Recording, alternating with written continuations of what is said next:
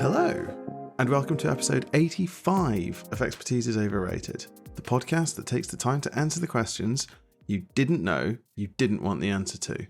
I'm Sean. And I'm Vib, and neither of us has any clue what we're talking about. But in the fashion of space Vikings everywhere, let us throw back our mead and yell about the good old days until the Allfather wakes. And hey, at least I'm not dying within 2 days from a lack of insulin this time. Yeah.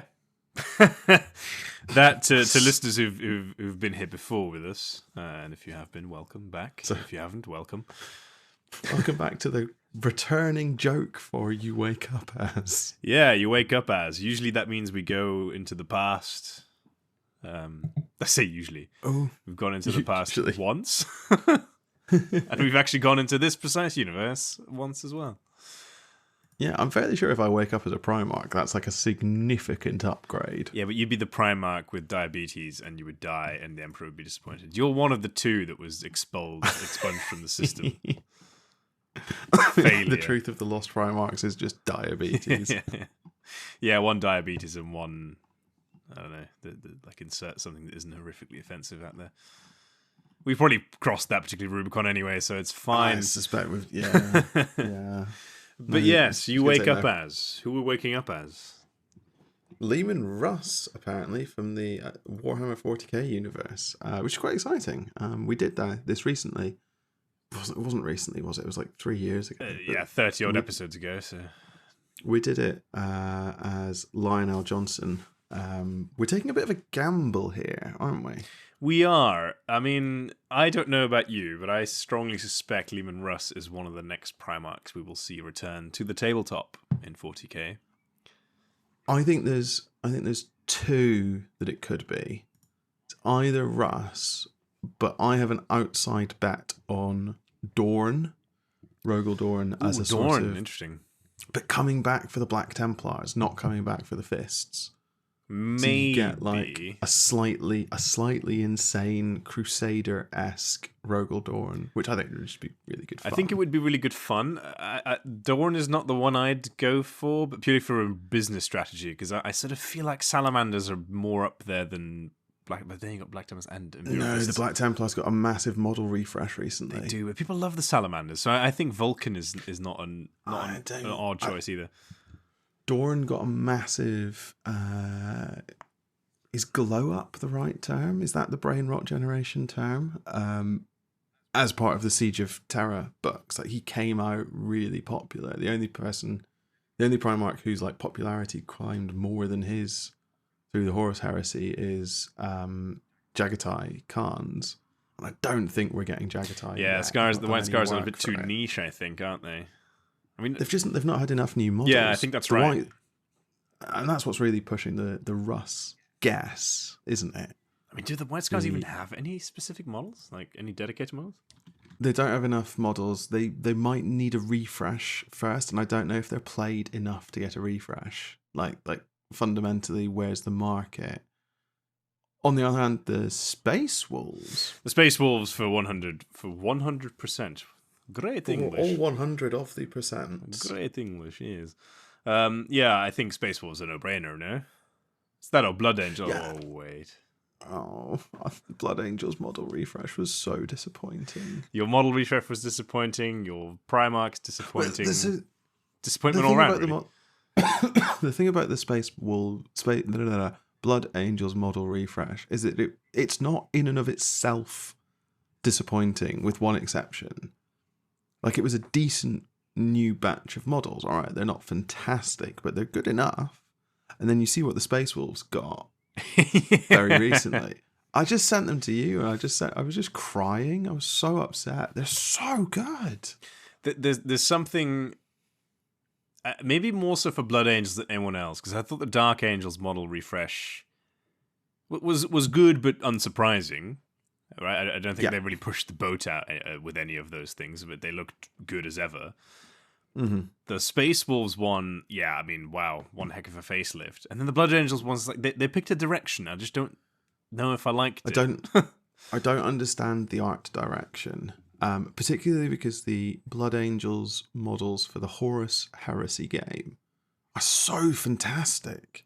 They're so intricately detailed. They're so ornate. Maybe it's some sort of commentary on the fading of the Blood Angels with the death of their Primarch. Maybe that's possible.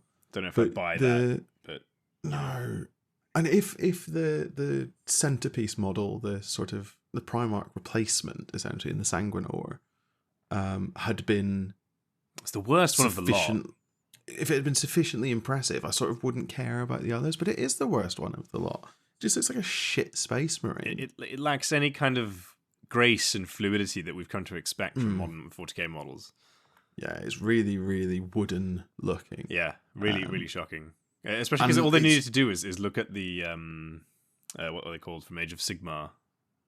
Yes, no, that's absolutely right. The Stormcast. Thank you. I've sent you loads of those. Yeah, because they look great, and I think immediate shoe-ins for that kind of vibe. I think that they were trying to go for. They've got some literally angelic models in that are really dynamic. That would have really, really worked. It's almost like someone doodled one of those, and then come Blood Angels reads like, oh fuck, we completely forgot to design this model. As I'll just take this random sketch and go with it. It's got such that'll do energy about it. Massively so, yeah. Anyway, we're not talking about the Blood Angels, but that's just my latent frustration. But the way they've redone the Space Wolves, I think, screams, "Hey, get ready, guys!" Screams, you've got something else coming, doesn't it? It does, yeah. So that's why Russ, I think. Yeah, I don't hate Dawn as a shout, but why this is why Russ. Yeah, when we did the line, I'm fairly sure we knew the model had been released. Yeah. So this is a bit of a punt, but I'm fairly sure we're right. And even if we're not, it's interesting because he's meant to be coming back in the lore. No, anyway, did we know? I don't actually remember if we knew. We did Who's Coming Next as an episode. But the line I think was by far and away the most obvious, right? So I can't remember if it was announced or leaked or something like that. Maybe I don't know. Possibly. Because I think we hadn't yet read the book, which explains what happens when you wake up as Lionel Johnson. So. I've still not read the book. It's very good. I should do. There's lots on my list though. Where are we going with this? So just as a very quick, I don't imagine you know this, but if we go back to the 30k stroke 40k lore, Leman Russ is meant to still be alive. Yes. And after the heresy, he basically goes off on an adventure into the warp to try and find, I think, the apples of eternal life. You see, I don't know how much of that is actually confirmed or told, because I mean the story I know is that upon the feast of celebrating the victory, I think, over Horus, right, Russ sort of stands up to give a speech, has some sort of moment, beckons his closest warriors, his bodyguard, to him, and then walks off with all of them bar one, who becomes then the first Great Wolf, and is now still a dreadnought, I believe. Is that Bjorn? Bjorn, yeah.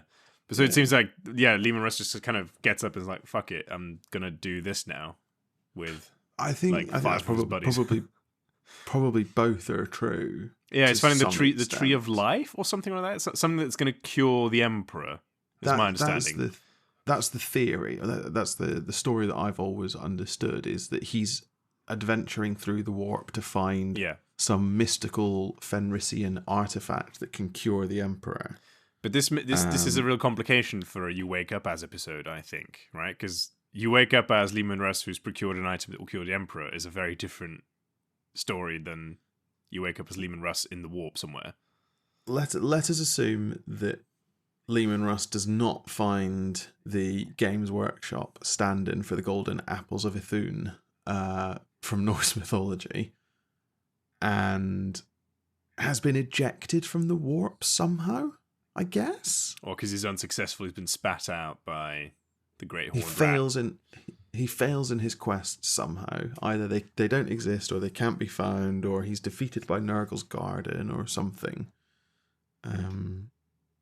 Or Magnus has them, and Russ can't breach his stronghold. There's no way they're bringing back Russ with the apples that can cure the emperor. Yeah, something unless... Isha's banished him from the garden as well. I don't know.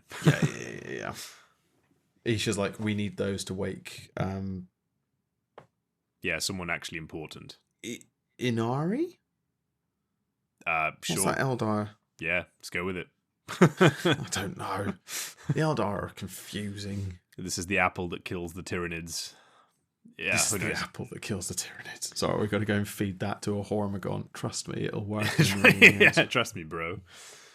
Totally worth it. I guess where you wake up, there's a few options. So where we start this conversation. And it's important, right? Because now that there's a divided empire, the side of which you wake up is kind of key in some ways, even though lines of communication seem to be getting re-established to an extent. I don't really know.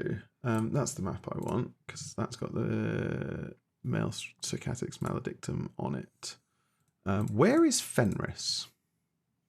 Which side of the Circatics? The only thing that matters about Fenris is, as we all know, there ain't no wolves there. That's true. That's the Tau. That's Baal. Terra. I don't know why I'm scrolling around this map hoping that I find how many systems are there? They're not all labeled. But you... One has to. You're assuming he would wake up on Fenris. I sort of weirdly think he'd be spat out where Cadia used to be. I don't know why. That would be good.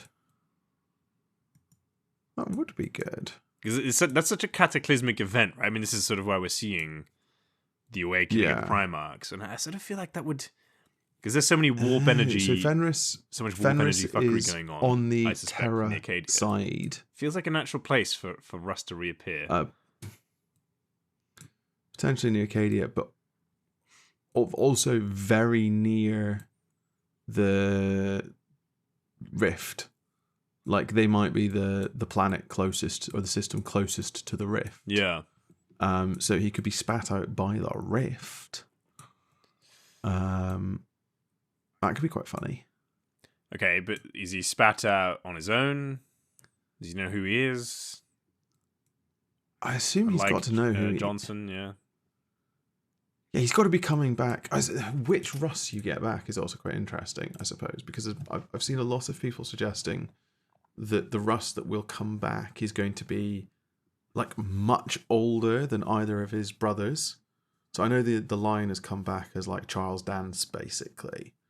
Yeah, they really have modelled him after Charles Dance. It's like a cross between Charles Dance and is it Liam Cunningham? Yeah, that's not a bad choice, I think. Yeah. But I've seen a lot of suggestions that you'll get like a wiser, much older Russ, much more along the sort of like Odin-esque Russ. So he might have. Yeah, no, I like that idea because I just don't know how much they're going to lean. I mean, quite clearly they're leaning into the Norse mythology thing very heavily with Russ, right? I mean, as you alluded to, the apples are only a short fall away from the tree of Norse mythology that spawned them. The Odin thing is not a bad shout, necessarily. And it's kind of a little bit missing from... We've got this a lot further down of our list of things to talk about, but it's kind of something that's missing from the post-return Imperium at the moment, is someone basically wise. But that would be... I'm about to offend all the Spacefall fans. That would be such an affront to Leman Russ's character, because that's just not who he is. It is, and it he's the brawler. So that's him. So the Lionel Johnson and Leman Russ are often quite strongly contrasted, and the way that I've heard it described really well before is that Leman Russ is a knight clad in the robes of a savage, and Lionel Johnson is a savage clad in the robes of a knight, and they're sort of mirroring each other. So when in, is it Russ's own book? I don't remember exactly where it is. It might be Wolf King, or Wolfsbane. It doesn't matter. you see Russ through Horus's eyes on like their first meeting, and Horus very early works out that so much of what Russ is doing is an act. Russ is a bit of a brawler, yeah, absolutely. That's his fighting style. He's a wrecking ball of a Primarch, but he's the Viking, the overdone barbarian side of Russ is an affectation. It's not who he actually is, which I think is quite interesting. I don't know. I mean, the scenes with Angron would kind of disagree to an extent. Really? Well, purely because he seems... Because Russ loses... Yeah, but he seems to be sort of outsmarted and stuff by Angron, which, I mean, maybe that says more about Angron than Russ. No. It's the other way. It's the other way around. Russ outsmarts Angron. No, he doesn't. In the Night of the Wolf. Because Angron sends the wolf on his merry way. No, so... Are you talking about where Russ takes it upon himself to chastise Angron? That's one of the bits in that, yeah. So Russ goes to chastise Angron, and the wolves and the World Eaters start fighting, and Russ and Angron are fighting as well. And Angron has Russ at his mercy, and Russ says, "Look around," and Angron is surrounded by 200 space wolves with their bolters pointed at Angron, and Russ is like, "You might kill me, but you still lose. This is the point I'm making." And Angron takes it as a victory and tells the story to Lorgar, and Lorgar's like, "You cannot possibly actually be that stupid." It's really funny. But that's what I'm getting at. Like, that's Russ as I see it. He's a semi-human wrecking ball that you can point at an enemy line, yes, but he's much more canny, much more savvy than his outward appearance. Yeah, I really should prepare this in advance, but there was an interesting dialogue between Angron and the wolf. Anyway, sort of besides the point at this point. There is the dialogue where Angron explains to Russ that he's not a wolf, he's a dog. Because he comes when he's called and things like that. Is that what you were talking about? Yeah, that's exactly what I'm talking about, yeah. No, that's fair. That's very fair. Incidentally, though, I did funny. hear one of the theories that Russ left to try and find his brother Primarch, the lion, which is an interesting concept as well. Because obviously, if you're Leman Russ, the first thing that you do when you wake up is you go and find the lion and you punch him, because that's just what tradition demands. Well, you try to and then get schooled again. Well, you punch him and then the lion beats the shit out of you. Is Leman Russ just the Primarch who loses every one-on-one fight, even though he's supposedly the best one-on-one duelist? He beats Horus. Yeah, he beats Magnus. Horus, please. Magnus, please. He 1v1's Horus. He 1v1's Magnus is made of twigs. He's in theory meant to have beat at least one of the lost Primarchs. There's enough in some of the stuff to suggest that he was part of the Sentia. Yeah, he's the Emperor's executioner, exactly. In any case, yes, I think waking up near the rift. That would be quite good. Waking up with full knowledge of who you are. I mean, we because it's us waking up, so we do obviously know who you are. Yeah. So what's your... What on earth is your mission when you wake up as the Russ? As the Russ? As the Russ. The Leman of the Russ. Yeah, no, he's not just a random line tank. He's the Russ, you know? He's the man they're all named after. Yeah. That's so... Just by the by, that's so weird. What, that all the tanks are called Leman Russ for some reason. All the tanks in the Imperial Guard are named after this one prince. No, I like to think it's coincidental. There was just an Imperial Guardsman called Leman Russ who made a new tank, and they're like, designed the first. That would be so funny. Leman Russ is actually just like Fred Jones in the Imperium. Exactly, yeah. And when he comes back being like, "I'm Leman Russ," it's like, which one, mate? There's like 25 of you guys. I don't know.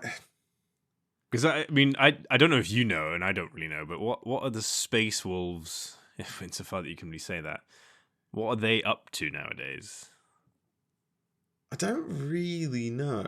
They're generally feuding with the Thousand Sons because that's just what they do. Yeah, it also makes sense from the tabletop point of view, right? Because Thousand Suns got a recent update. They still look weird as hell. I sort of really want to like them, but I'm not sure I do. Their vibe is almost too strong, I think, for the Thousand Sons. Like their models are so on the nose. Yeah, I think you might be onto something. Good. Yeah. I don't. Beyond that, I don't really know what the Wolves are doing. To be honest, I don't think they've been particularly involved in the main story. Yeah, to the no, I extent think that that's such right. a thing exists. Obviously, they had a load of books a long time ago with Ragnar Blackmane, who I think is still kicking around. Although I don't think he's got a new model yet. They've got Logan Grimnar, who's their chapter master, who's a pretty big deal. Well, Sort yeah, of I mean, chapter master, obviously. Yeah, but kind of vying with Dante for the title of, like, or I guess Azrael for the title of like most badass chapter master. He's got some pretty ridiculous feats. Like he's the only Space Marine anyone's ever seen who can sprint in Terminator armor, which is pretty badass. He carries a coronate axe that he just ignores.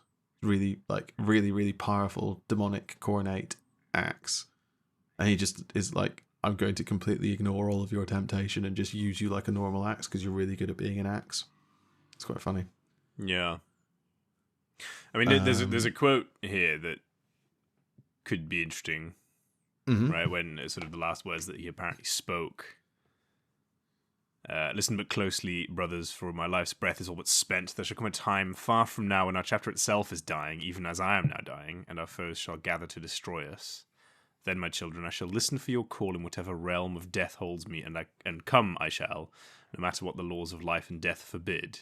At the end, I will be there for the final battle for the wolf time. So, it's a promise, right? Yeah. But I don't know that the Space Wolves are in there last. It doesn't feel like that, right? So this is very much you wake up as Leman Russ, who's early.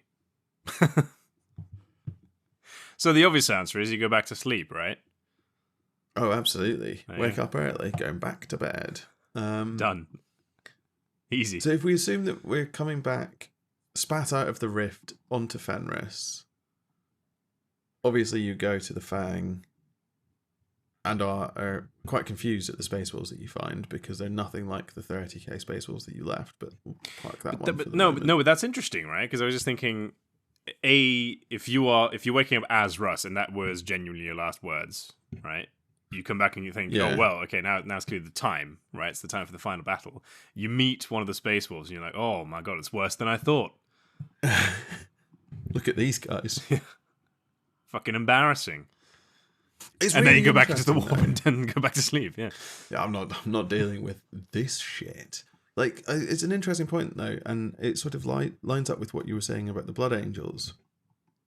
The Space Wolves of the 40k timeline are like Wolfie McWolfson, who rides a wolf and has a wolf axe and his wolf cloak and his wolf bolter, and he's part of the Wolf Brothers group of wolves. And the 30k, the Horus Heresy wolves, are not like that. They have some like vague lupine bent to them. They have the long canines and the hair and all of that, and they have the wolfen that the Space Wolves have, but they're much more, I guess, Viking than they are like wolf themed. It's just a really interesting difference. And I do think if you were to wake up as Leman Russ and meet the Space Wolves, you'd be a bit like, guys, you've taken one element of our theme a little bit too far. Yeah, that's interesting, right? Because, I mean, the Lion, when he wakes up, certainly in the book, doesn't meet any 40k Dark Angels. He meets Fallen, doesn't He he? meets Fallen, yeah, who are all sort of like him from a previous era. Trapped out of time type thing. And Rowboat wakes up and is instantly like, "This won't do," and reinvents the Space Marine.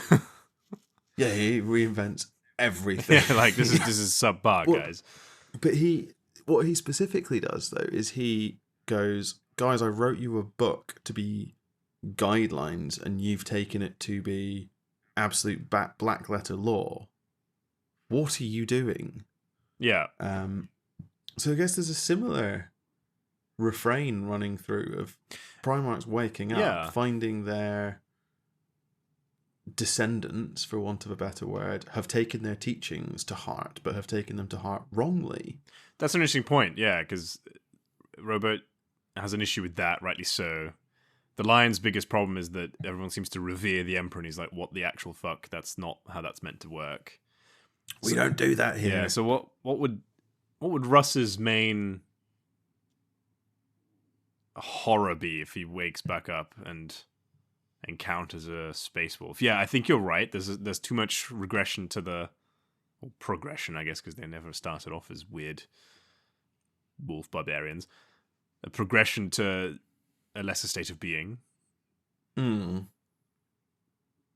there's something else. There's something about, I don't know what it is. The space wolves of the Horus Heresy books are incredibly serious. Like incredibly deadly serious. And I think that's lost as well. But I don't really... It's a tough one, isn't it? Yeah,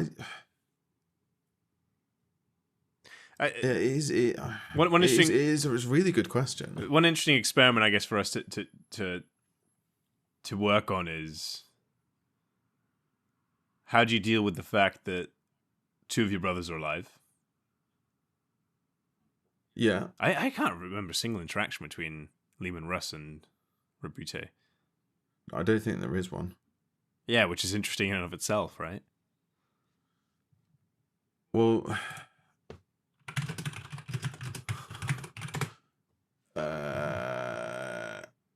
Russ was not at Ulanor.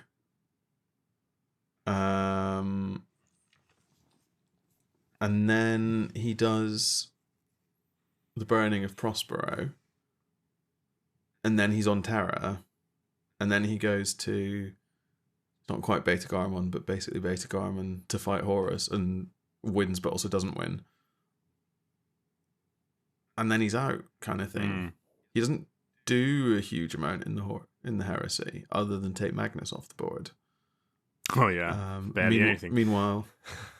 Meanwhile, Guilliman is trapped behind the Ruin Storm. So I don't think they do interact at all. Yeah. I don't particularly remember what Russ has to say about Guilliman. So there's the danger that if Russ encounters Imperium Secundus, Guilliman first, as a sort of, because it potentially has been such a long time, he'll be like, oh, have you just taken over, and how fucking dare you, I'm gonna kill you now. Yeah, I could see that. I could see Russ not quite as a tyrant killer, because that's not really what he's about. But Russ as was one of the loyalty beyond question Primarchs, but also not necessarily the sharpest knife in the toolbox. Like having a serious problem with Guilliman just being in charge. I think he would do. Much like any Primarch would do. I mean, some of them, not all of them, but most of them would. Well, there's the ones I think who don't want to be in charge themselves, as it were, who may not mind who is. I don't think Russ fits in that category. Russ doesn't want to be in charge, but I don't think that means he's okay with Guilliman being in charge. Yeah, maybe that's right. Because we know the lion's definitely not Russ, okay with Robuta being in charge. So, is he not? I certainly wouldn't expect him to be. Russ strikes me as someone who's absolutely but all in on the Imperium of Man should be ruled by men brigade. That feels very Russ to me, and he's there, sort of standing behind them as a sanction, but he doesn't necessarily think that he and his brothers should be in charge. And I guess beyond that, like, he might have a problem with the, like, are you not just going to cause another heresy by doing this? Why are you? What makes you any better than Horus? Potentially, I'm not quite sure. It's a really It's tricky, the isn't obvious it? answer for Yeah. the obvious answer for what do you do if you're Russ is it's where you gather all of the great companies, get on your ships and go and find the nearest chaos warband to beat the crap out of, and then just repeat ad nauseum. But I don't think that's right. I don't think that's what. I think there's a bigger problem here. Is that it's kind of hard to outline what the Imperium as a whole should be kind of doing. Right. Well, I think that brings us on to let's say you as Russ can become comfortable with the idea of Gilliman in charge, and you've essentially got a triumvirate of Gilliman, Russ, and the Lion. Yeah. Famously, nothing ever goes wrong in that situation. Well, Gilliman and the Lion have worked as part of a triumvirate before in the original Imperium Secundus, where Gilliman was regent, the Lion was Lord Commander, and Sanguinius was Emperor. And that worked, but that worked because, well, it sort of didn't, because the Lion kept nuking people and Gilliman kept asking him not to. I don't know what you mean. The only thing that kept them even remotely together was Sanguinius and their mutual respect for Sanguinius. I don't know that it works to have Rabute in charge. This is difficult. There's a big difference between Rabute as the guy doing the day-to-day management underneath, say, Sanguinius or the Emperor or Malcador, and Rabute running things in the name of the Emperor. But there's also no guarantee that Rabute is running things, right? I mean... Well, he is Imperial Regent. He's Lord Commander of the Imperium and Imperial Regent. Yeah, but that was de facto pre-Lion. As far as I'm aware, he still is. It's him that names Dante Lord Commander of Imperium Nihilus. Imperium Nihilus, that's actually what I was thinking of before, yeah. Yes, true, but we end the sort of books with Johnson, at him meeting Dante. And isn't Johnson's response to that, okay, you'll do. You're actually pretty badass, you'll do. Is that right? Not really.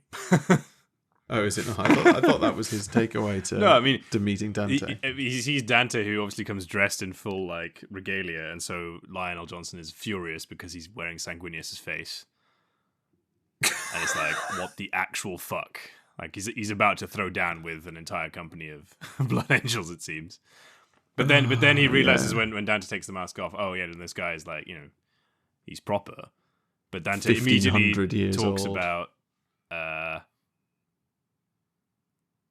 Primarch, and that's what the Lion then thinks about, right? Oh, there's another Primarch. That's the key thing to focus on here. Okay, I misunderstood. I thought that the result of their meeting was the Lion going, "Yeah, you can stay. You're not bad," but perhaps not. No, I mean I think so, right? Because he doesn't actually try and strike Dante.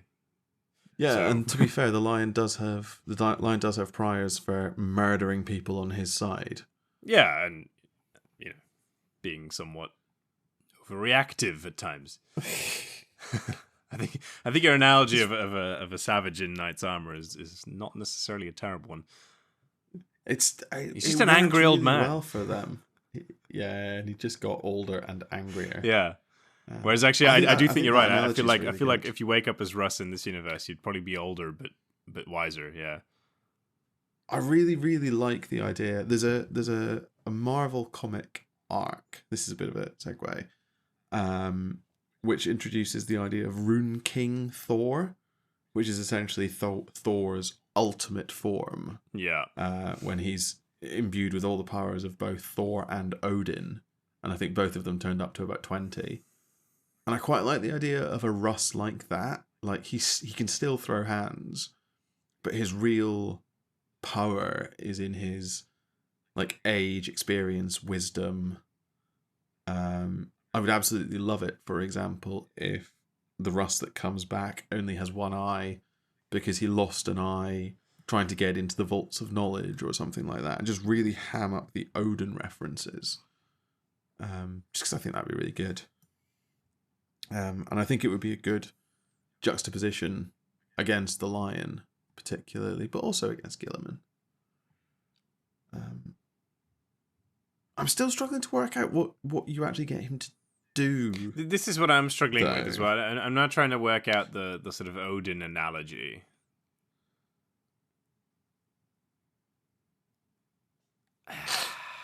Odin doesn't do much except rule. But Odin, I think, could kind of fit because of, as you say, he trades his eye for wisdom and knowledge, and a lot of that kind of. I mean, the poetic edda is not really my strong suit necessarily, but no, he kind of uses his ravens, right, to feel what's going on in the world, to see what's going on in the world, to relay to others what's going on in the world, which would kind of work in an Imperium Nihilus, an Imperium, a divided Imperium essentially, where information is going to be the key thing, right, and reestablishing perhaps not the Necronomicon, so what? So the Astronomicon, essentially. Have Russ working to bridge the... Yeah, of sorts. I mean, I could see that being a continuation of the Norse mythology theme that's spun around Russ. As in, he's the one that bridges the gap between Rabuta and the Lion, for example, and between the Imperiums. And then, yes, maybe you get this triumvirate situation. Builds a rainbow bridge across this Acatix Maledictum. Hey, why not? That kind of fits, right? What he does, here's one for you. What he does is he uses the knowledge that he bought in the warp, or that he gained in the warp, to teach his wolf priests, essentially. Is it the wolf priests? Rune priests, sorry. And they do some sort of Fenris ritual to push real space through the breach, basically. So he literally builds a bridge using forbidden knowledge that he bought in the warp. And he doesn't buy it with his eye because that's a little bit too on the nose. Yeah. But he also lost an eye. Does that work in the framework of the 40k universe? Well, yes, because then you've only got one point at which you can cross. You've still only got one point at which you can cross. Have we ever seen anybody... The Necrons can do it. Through the warp? No, but the Necrons can use their pylons to close the maelstrom. We've seen that. We know. Yeah, that's true. Done. Actually, that's what the pylons on Cadia. Yeah, exactly. That's the whole Cadia thing. So it is technically possible. That almost feels too unlike what I thought Rust was about, but I don't hate it. If that feels that instantly sounds like Magnus, right? Yeah. But then I guess maybe that's poetic, given. But Russ has also always had a sort of anti-psyker aura about him. That's why he can take on Magnus, for example. So using Russ to banish the warp kind of works. Yeah, I don't hate that. So he could be the one who bridges the gap. Yeah. The issue I feel like in the 40k universe right now is what the fuck is the end game? You know, who What's are we the fighting? problem? Yeah, what's the problem exactly? Or From a chaos versus Imperium perspective, I guess. the problem is relatively easy to spot. It's the whacking great warp hole across the Imperium, but like, what's the immediate problem? Because that's so big, it's hard to deal with. The other thing that I could see Russ doing is ruling. Right, so Russ goes to Terra. Russ wakes up,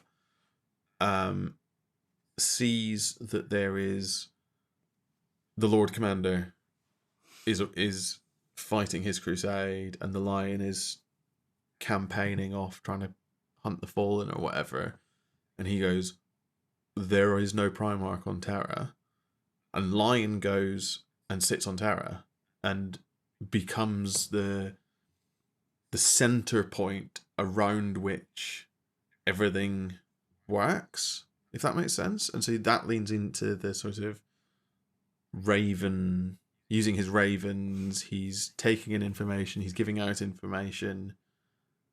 You could do it that way. That's very not Russ, though. No, it's very not Russ, and it's also a bit disappointing in a way, right? You're bringing back one of the most exciting Primarchs to then sit on his ass in Terra. And I'm fairly sure in... Yeah, no, that's absolutely right. And I'm fairly sure in the Horus Heresy tabletop board game, Russ is like one of the most dangerous Primarchs from a combat perspective. He's up there with Angron and Horus Ascended and Sanguinius. And he can like go toe to toe with Horus 50% of the time and stuff like that. So bringing him back to sit on a chair on Terra is probably not the right answer. I mean, to be fair, it's what the Emperor decided to go and do, and no, exactly. And there's he could slap all of them. True. I just don't think Russ could go to Terra, knowing that the Emperor's there. Especially if we continue this sort of Tree of Life, Golden Apple style thing. If that's what he set out to go and do, to then go back failed and sit next to the Emperor effectively and be like, yeah, well, this is okay then. That I guess doesn't I'll just work. rule. Yeah. So I can't see that happening. It's also not what I would do as Russ. I would probably point myself just at Abaddon and go, right, it's time that somebody actually slapped this kid. That's, to be fair, that's what... So, at the Battle of Cadia, there is a Space Wolf company, great company there, and they try and take down Abaddon. Yeah. They fail because it's Abaddon. But I could see... And the plot armor is really thick. But the plot armor is so thick. But I could see the executioner Primarch going to execute the one big problem. I didn't get Horus, but I'll get his son type thing. Yeah, exactly. And then because plot armor, somehow he wounds Leman Russ and takes his eye. Who knows? Ooh, Abaddon plucking the eye of... The eye of not Leman Horus, Russ. the eye of Abaddon plucks the eye of Leman Russ out of his head with the talon of Horus. That's good. That's a striking visual. It's a great visual. I don't understand how you would make it happen without Russ then also surviving. Teleport shenanigans. Well, Rainbow Bridge shenanigans. Actually, maybe. There you go. I think you can combine the two ideas. It's the classic Thor in the MCU, isn't it? Just teleport the fuck out of there. Leman Russ carries... What weapon do you bring it back with? A spear? Is a spear too on the nose? I think I was thinking a spear is too on the nose. I mean, you have to give him axes, right? He wields a spear against Horus. Maybe a spear does make perfect sense. Yeah. Does the Emperor have a spear? Well, this is the final question, isn't it? Really? Yeah. What shiny gadget does he get? So the Emperor gave Russ a spear during the Horus Heresy. He had two made, the Apollonian and Dionysian spears, I think.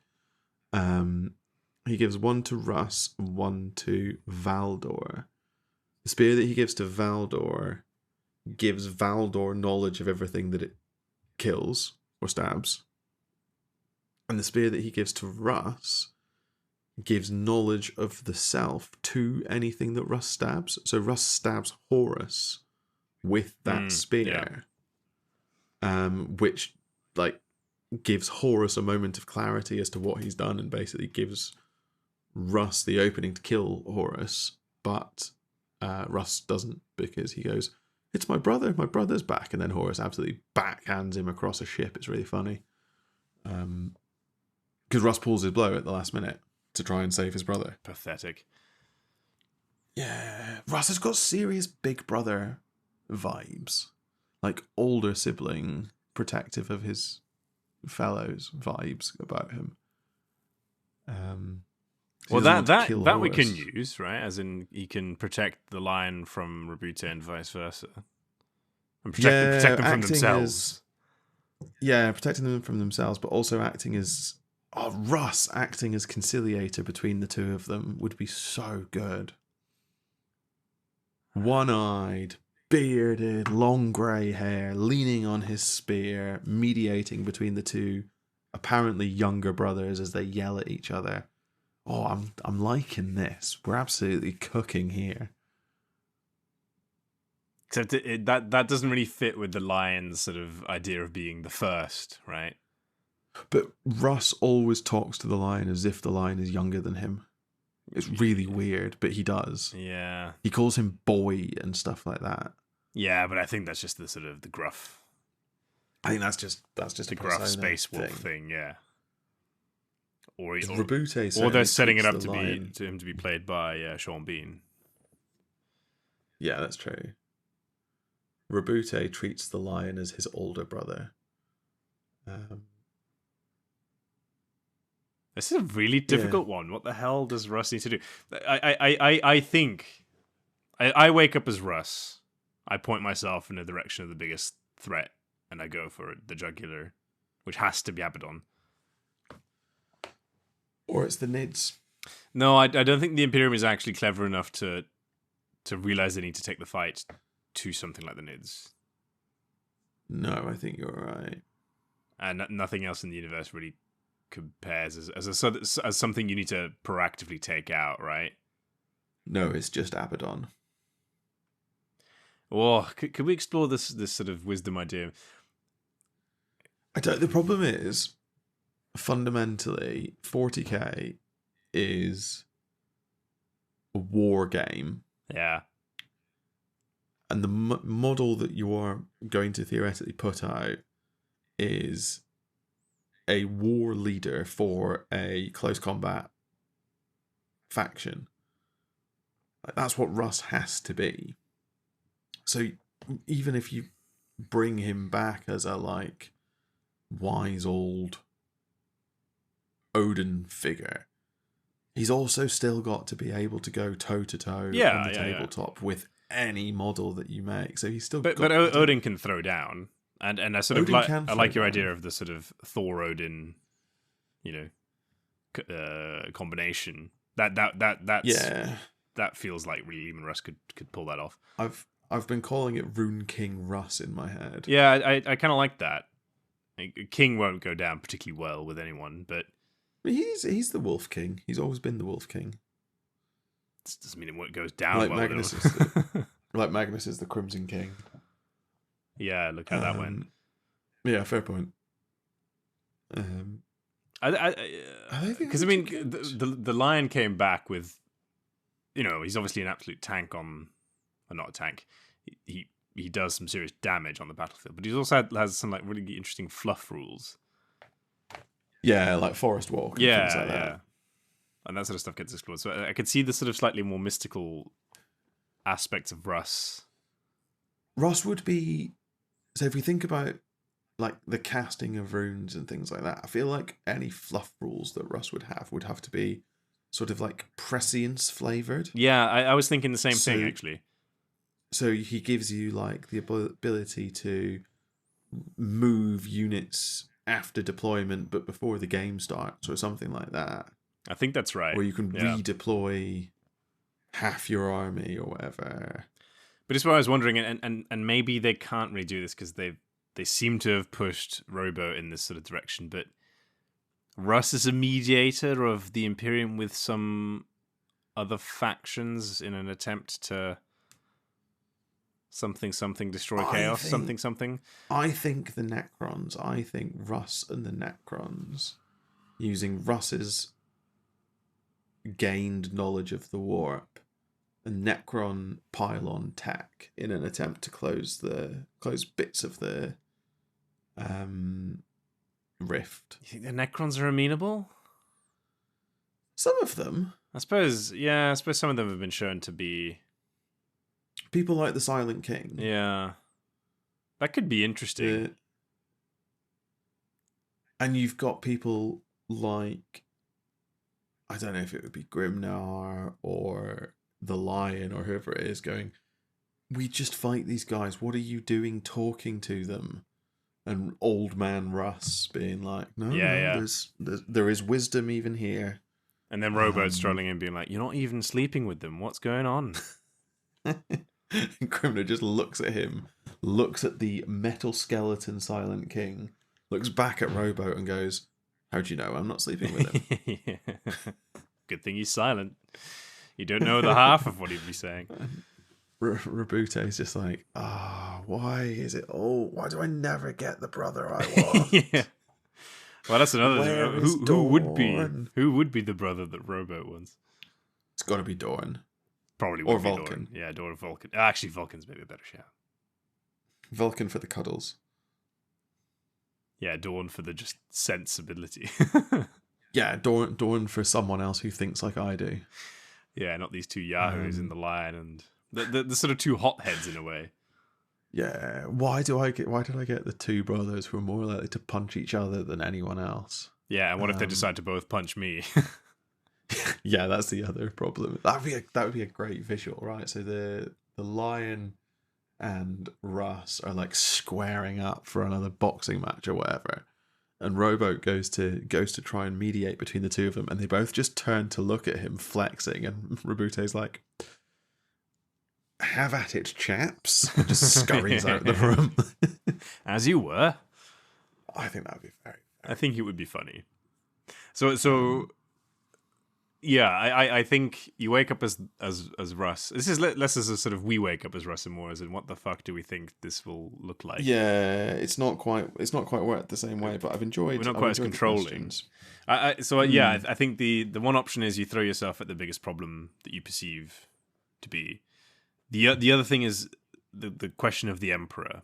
Obviously, Russ knows what happened to the Emperor, and the idea is that he went to find some sort of cure. I just don't see how you explore that. Plus, a point we've made before on this is that as enticing as it would be to have a reawakened Emperor, I just don't know. You can't do it. I don't know if they can do it. They certainly can't do it yet. It would. I mean, the Emperor model would sell like crazy, and you know it. I do, but it would be so setting breaking. That's the problem. But why? Because it worked in the past. But the power level in the past was so much higher. That's the thing. But I mean, different theory altogether, but I suspect that the stronger the Tyranid threat grows, the more likely we're going to see a reawakened Emperor. But maybe. I mean, yes, I think that's true, but that or this universe ends the way I actually really hope it ends, in that the Tyranids can't be stopped. Just it's win. all just over. Reaper style, you know? Yeah. And it's like when they start going, the Tyranids are coming into the galaxy from like multiple angles. Like they're not just coming into the galaxy through like a straight line. There's like some coming in at the galactic east. But also there's like tendrils of them coming in from the north and the south. How many Tyranids are there? Yeah. But I mean, there's definitely a Mass Effect storyline being threaded here as well, right? You know, everybody has to unite to fend off the Tyranids, and then we can all go back to hitting each other with sticks. Yeah, I don't know. I find the Tyranids very difficult because everything else is like anthropomorphized to a greater or lesser extent. Yeah. And the Tyranids, as you say, they're not that, but also their power is just terrifying. Yeah, but it's also they also lose every story they're in. They do, but they fuck shit up a lot. And as you say, there's only more and more of them coming. Yeah, but sorry, I dropped my fidget thing. I find it very difficult to take them seriously as a threat, having just spent the entirety of Space Marine 2 just absolutely destroying them. And they're not even the main villain. Like, they get sidelined halfway through for a different villain. And this from a writing point of view has to be the case, right? Because as much as I would enjoy it, I think people will want to see chaos, right? They want to see the fallen Primarchs. Yeah, because that's a compelling, that's a really interesting story. It's a continuation of, like I've said before, basically Greco-Roman myths written in a sci-fi universe. That's much more exciting than just... Yeah, and the Tyranids exist for people who want to collect bugs, right? Much like the Orcs are just, you want to collect a fun army. And to provide a very easy existential threat anytime you need one. Yeah. Yeah, more so than any other race. I think that's right. Orcs were that to an extent, but orcs have become too funny. Russ reawakens as what was actually the leader of the Tau Empire all along. Yes, the Tau 8th expansion or whatever it is just has Russ as a figurehead. And everyone's like, but he's a brawler. It's like, oh well, he learned his ways. He's all about the pulse rifle now. Russ just has a pulse rifle axe, and no one quite understands how it works. But it does, because they sort of Final Fantasy, and it's like, this'll do. Yes, absolutely. It's a tough one, isn't it? The toughest one we've done so far. Yeah, and we've not come up with any kind of game plan, like any kind of proper game plan, because it's so. Sorry, yeah. Go ahead. You go. No, I was gonna say, other than slapping Abbott on the face and then losing an eye in the process, which is great. I mean, sell me that visual novel any day. Absolutely. I'd buy that diorama. Do a model diorama. I would buy that. I don't know. I'm really, really struggling with this one. So much of it is dictated by the way that Russ comes back and the kind of Russ that comes back. I think, because if you just get 30k Russ back, like dropped out of time, like Rabute was, then you've just got the brawler back, and you point him at problems and let him punch them until they stop being problems anymore, and that's great. But it's not as interesting as the character development that you could do with Russ if you bring him back as, well, like we've been saying, Rune King style. Yeah. I'm trying to work out what version of Russ coming back would make people the most angry, because that's always close to the top of my favourites. Probably the one that we've described isn't far off. I think so. Wise old man Russ who can throw hands but is always looking to do... always looking to talk first. Yeah, what we've essentially described as Malkador coming back instead of Leman Russ, but also kind of Leman Russ. That's exactly what we've described, isn't it? Malkador that can punch. Exactly. Yeah, exactly. Malkador doesn't pack a psychic punch, but just an actual axe. And of course, we're wrong anyway, because it'll be Corvus Corax coming back. The one that no one saw coming. Which will be the joke that they make when they announce him. He was so stealthy. Well, none of you saw this. We talked about ravens. I mean, what better raven to come back than the actual raven one? The one called Common Crow. Yeah. But no, let us know how wrong we are. I suspect we've been very wrong on this one. But unless you've got any final notes. All I was going to say is we must have people listening to this who are massive Space Wolf fans, because they're a necessary component of any fandom. So be very interested to hear from them what they think. Do you want Leman Russ to come back if you're a Space Wolf fan? That's in some ways a bigger question, isn't it? Yeah. Do you want to be forced to spend an extraordinary amount of money on one model? It's one of the upsides of the Blood Angels refresh being so shit. Well, then you got I your wasn't Sanguinor, forced- which I'm sure also costs a pretty penny and looks really awful. Yeah, but I wasn't forced to buy that. That's true. I was forced to buy the line, it must be said. Anyway, Well, yes, no, to be let fair, us I've know, been- Spacewolf fans. Come and talk to us. I've been forced to look at Stormcast more than I would want to. But anyway. Yeah, I think we'll wrap it up there. I'm sure we might revisit this at some point. But in the meantime, for now, thank you so much for listening to this episode of Expertise is Overrated. No doubt we've said some things that were either objectively wrong or downright offensive. As ever, feel free to let us know, rate the podcast wherever you can, check out our Patreon for bonus content, and come chat to us on our Discord. If you're lucky, we might just argue with you in one of our upcoming episodes. If you're really lucky, we might call you an idiot. Come back next time for some more absolute nonsense.